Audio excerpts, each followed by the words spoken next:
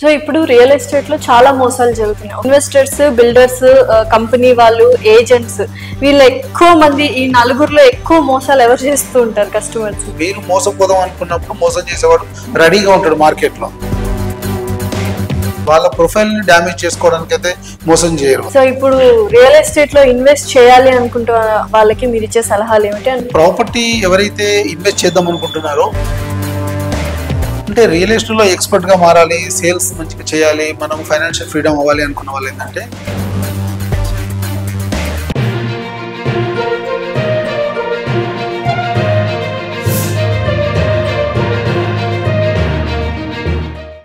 So ఇప్పుడు చాలా మంది కమర్షియల్ స్పేసెస్ లో కూడా చిన్న స్క్వేర్ ఫీట్, ఒక 150 200 స్క్వేర్ ఫీట్ కూడా తీసుకుంటున్నారు చాలా మంది. సో అది ఎంతవరకు కరెక్ట్ అంటే పెద్ద పెద్ద బిల్డింగ్స్ లో విత్ ఇన్ హైదరాబాద్ లో చిన్న స్క్వేర్ ఫీట్స్ తీసుకుంటున్నారు అఫీషియల్ గా? ఎందుకంటే మనకు ఎవ్రీ మంత్ ఆఫీస్ యూసేజ్ అయితే చాలా బాగుంటది, ఎవ్రీ మంత్ మనకి ఇన్కమ్ వస్తుంది అని. సో అది ఎంతవరకు కరెక్ట్? అంటే మన సఫిషియెంట్ అమౌంట్ ఉన్న వాళ్ళందరూ కూడా ఇలా కమర్షియల్ స్పేస్ లలో ఇన్వెస్ట్ చేయడం అనేది జరుగుతుందండి. దాంట్లో కూడా వాళ్ళకి ఏంటంటే ROI అనేది ఏంటంటే ఎవ్రీ మంత్ రిటర్న్ రావడం, వాళ్ళ బేసిక్ నెసెసిటీకి ఉపయోగపడడం అనేది చాలా మంది చేస్తున్నటువంటి. ఇవాళ చాలా కంపెనీస్ కూడా హైదరాబాద్, గచ్చిబౌలి నుంచి మొదలుకుంటే పెద్ద పెద్ద కంపెనీస్ అంటే ఇంకా అక్కడ బిల్డింగ్ ఏమి ఉండదు, ఇట్లాంటి బిల్డింగ్ ఒకటి వస్తుంది. సో ఇందులో ఈ ఆఫీస్ స్పేస్ ఇంత, సో మీకు ఎవ్రీ మంత్ అంటే 36 lakhs మీరు డౌన్ పేమెంట్ కడితే ఎవ్రీ మంత్ మీకు 30,000 అనేది రిటర్న్.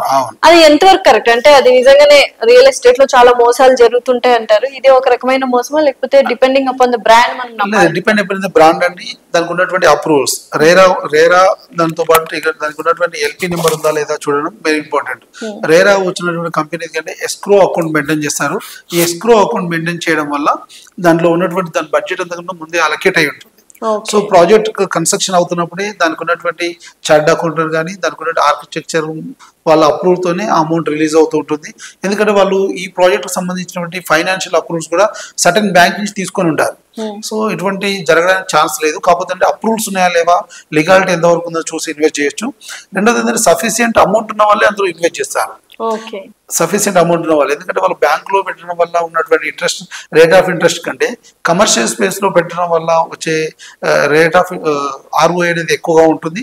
దాంతో పాటు ఏంటంటే వాళ్ళకు ప్రాపర్టీ ఉంటుందనే అది ఉండడం అనేది మెయిన్ గా చూస్తున్నటువంటి సిచ్యువేషన్ ఇప్పుడు. సో ఇప్పుడు రియల్ ఎస్టేట్ లో చాలా మోసాలు జరుగుతున్నాయి. ఒకప్పట్లో అంటే దందాలాగా చేసేది, ఇప్పుడు కొద్దిగా మారింది, కొంచెం పాష్ గా కార్పొరేట్ రియల్ ఎస్టేట్ అయింది. కొద్దిగా మోసాలు తగ్గాయి అంటున్నారు, కానీ ఎప్పటికప్పుడు మోసాలు జరుగుతూనే ఉంటాయి.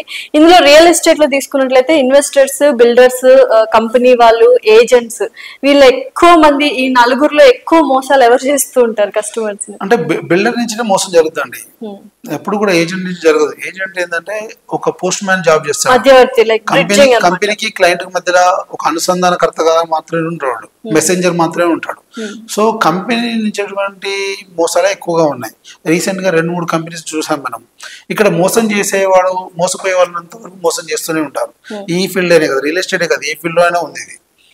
ఈవెన్ బజ్జీల బండి దగ్గరికి వెళ్తే కూడా మోసం జరుగుతుంది. కానీ మోసపోయేంత వరకు ఉన్నంత వరకు మోసం చేసేవాడు ఈ మార్కెట్ లో ఉంటాడు.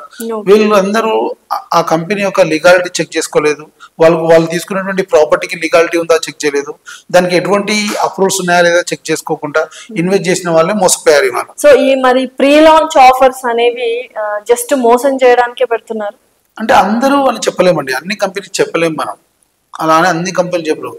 బ్రాండింగ్ బట్టి, కంపెనీ యొక్క ప్రొఫైల్ ని బట్టి చూడాలి మనం. కొన్ని ఇప్పుడు పెద్ద కంపెనీస్ ఉన్నాయి, వాళ్ళ ప్రొఫైల్ ని డ్యామేజ్ చేసుకోవడానికి అయితే మోసం చేయరు వాళ్ళు. సో అట్లానే అన్ని కంపెనీ బిలీవ్ చేసి మనం పోలేము.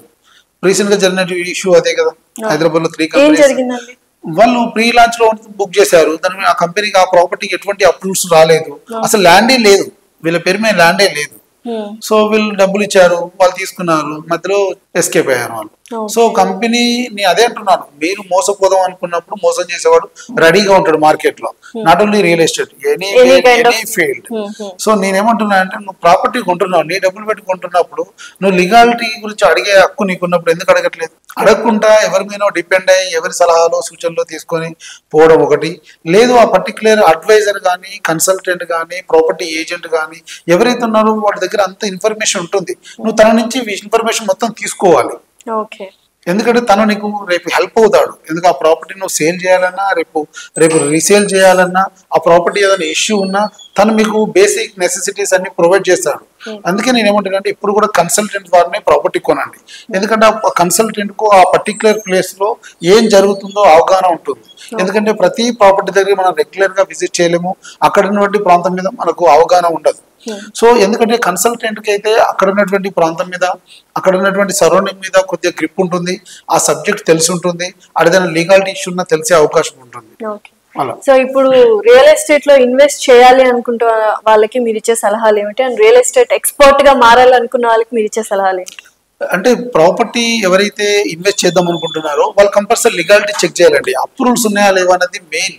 ఆ కంపెనీ ఎవరి దగ్గర నుంచి, ఏ అథారిటీ నుంచి అప్రూవ్స్ వచ్చాయి, హెచ్ఎండి నుంచి వచ్చాయా లేదా డిటిసి నుంచి వచ్చాయా, వీళ్ళకి రేరా అప్రూవ్డ్ ఉందా లేదా, లేదు రేరా అప్రూవల్స్ లేకపోయినా వీళ్ళు ఎటువంటి డెవలప్మెంట్స్ ఇస్తున్నారు. So LP number very important. ఎందుకంటే ఇప్పుడు రేరా అనేది concern for security for the development. నువ్వు డెవలప్మెంట్ అంతా చేసిన తర్వాత అమ్మేస్తానంటే రేరాకి ఏం అభ్యంతరం లేదు. ఎందుకంటే కస్టమర్ సెక్యూరిటీ ప్రొవైడ్ చేసేది రేరా. రేరాలో కొన్ని కండిషన్స్ ఉంటాయి, 14 కండిషన్స్. ఆ 14 కండిషన్ సాటిస్ఫై చేసినప్పుడు కస్టమర్ ఫీల్ అవ్వచ్చు అవసరం లేదు. మనం బేసిక్ నెసెసిటీని ప్రొవైడ్ చేయాలి. Road, electricity, water connection, drainage, boundary wall, ఇవన్నీ ఎవ్రీథింగ్ ప్రొవైడ్ చేసినప్పుడు రేరా అంత సీరియస్ పట్టించుకోవాల్సింది. కానీ ఇవన్నీ ప్రొవైడ్ చేయడం కోసం, ఇవన్నీ సెక్యూరిటీ ప్రొవైడ్ చేయడం కోసమే రేరా చట్టం వచ్చింది. ప్రతి స్టేట్ కు ప్రతి కండిషన్ లో రేరా అనేది ఇంప్లిమెంటేషన్ ఉంటుంది. అందుకే మినిమం 420 స్క్వేర్ అయిన ప్రతి ప్రాపర్టీ కన్స్ట్రక్షన్ కానీ లేదా ప్రతి ప్రాజెక్ట్ కానీ రేరా అనేది మ్యాండేటరీ చేయడం జరిగింది. ఈ రేరా ఉండడం వల్ల ఏంటంటే కస్టమర్ కి సెక్యూరిటీగా ఫీల్ అవ్వాల్సిన అవసరం ఉంటుంది దేనిలో, డెవలప్మెంట్ విషయం. సో ఫైనల్లీ రియల్ ఎస్టేట్ లో ఎక్స్పర్ట్స్ మీలా అవ్వాలి, కెరీర్ చూస్ చేసుకోవాలనుకుంటే వాళ్ళకి ఇచ్చే సలహాలు అంటే రియల్ ఎస్టేట్ లో ఎక్స్పర్ట్ గా మారాలి, సేల్స్ మంచిగా చేయాలి, మనం ఫైనాన్షియల్ ఫ్రీడమ్ అవ్వాలి అనుకున్న వాళ్ళు ఏంటంటే ఈ ఫీల్డ్ పూర్తిగా అవగాహన చేసుకోవాలి. ఫస్ట్ ఇందులో స్టేబుల్ గా నిలబడేటువంటి పొజిషన్ లో మనం ఉండాలి. ఇక్కడ నిలబడి మనం ఈ సబ్జెక్ట్ నేర్చుకొని మనము ఎక్కువ మాట్లాడగలిగి వినగలిగితేనే ఇక్కడ మనము ఏదైనా నిలబడి చేయగలుగుతాం. ఎందుకంటే నేను సింపుల్ గా ఏం చెప్తానంటే, మీరు 6 months ఉన్నారు, మీకంటూ ఒక క్లయింట్ బేస్ స్టార్ట్ అవుతుంది.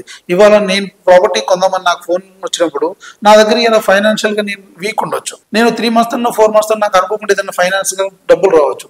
ఆ టైం వరకు నువ్వు ఫీల్డ్ లో లేకపోతే ఆ ప్రాపర్టీ, నీకు రావాల్సిన ప్రాపర్టీ, నువ్వు అమ్మాల్సిన ప్రాపర్టీ వేరే ప్రాపర్టీ అడ్వైజర్కి వెళ్ళిపోతుంది. సో అందుకే మినిమం 6 months నిలబడితే ఏమవుతుందంటే నీకంటూ కొంత క్లయింట్ బేస్ స్టార్ట్ అవుతుంది, ఆ క్లయింట్స్ నుంచి రెఫరెన్స్ స్టార్ట్ అవుతుంది. దానివల్ల నువ్వు కొంచెం ఎదగడానికి అవకాశం ఉంటుంది. నేర్చుకునే learning process, continuous learning process. ఎందుకంటే ఈ ప్రాజెక్ట్ అయిపోయిన ఇంకో ప్రాజెక్ట్ వస్తుంది, అది ఏ లొకేషన్ లో ఉంది, అక్కడ ఇన్ఫ్రాస్ట్రక్చర్ ఏంటిది, అక్కడ డెవలప్మెంట్ ఇది, ఏ సర్వే నెంబర్ ఉంది, ఏ అథారిటీస్ ఇక్కడ వర్క్ చేస్తున్నాయి అనేది ఇంపార్టెంట్. సో ఎప్పుడు లెర్నింగ్ చేస్తూ ఉండాలి, దీన్ని ఎప్పుడు ఇంప్లిమెంటేషన్ చేస్తూ ఉండాలి, కస్టమర్ తో మాట్లాడుతూ ఉండాలి, వాళ్ళకి ఫీడ్బ్యాక్ చేస్తూ ఉండాలి. Okay, thank you so much, Rajesh garu. Thank you, Andy. Thank you.